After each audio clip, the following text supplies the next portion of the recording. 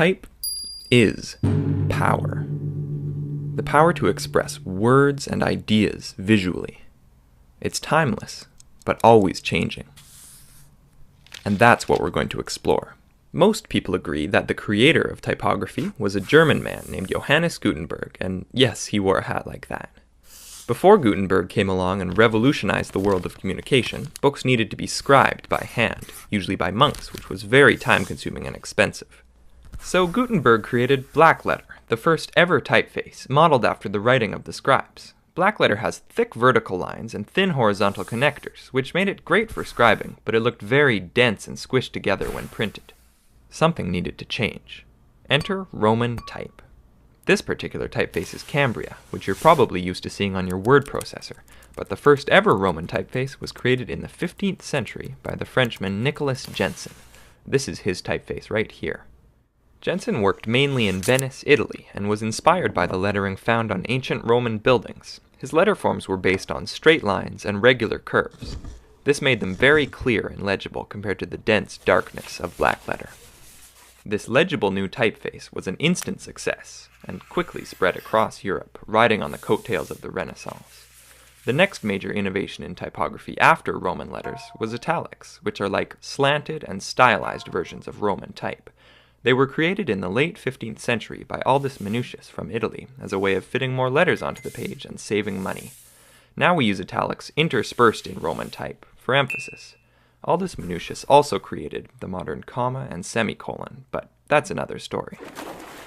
Type development stayed fairly stagnant until the 18th century in England when William Caslon created a typeface that set a new standard for legibility. While it wasn't anything radical, it was just what the world was looking for.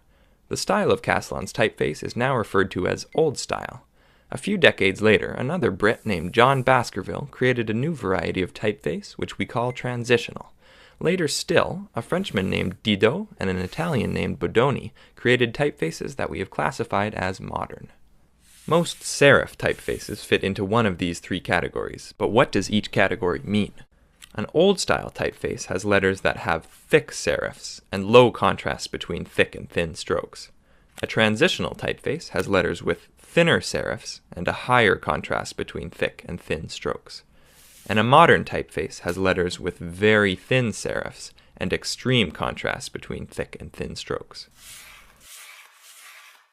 Next, William Caslon's great-grandson, named William Caslon IV, got sick of all of these serifs, so he decided to remove them entirely and made a new kind of typeface called a sans serif.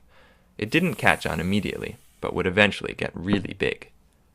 During the Second Industrial Revolution, advertising created a need for new typefaces. Letters were made taller and wider, mainly used in large sizes on posters and billboards. Things got pretty weird, but one happy result of all of this experimentation is Egyptian, or slab serif. It has really thick serifs and is usually used for titles. As a backlash to the complexity found in typefaces of the 19th century, the early 20th century brought something simple.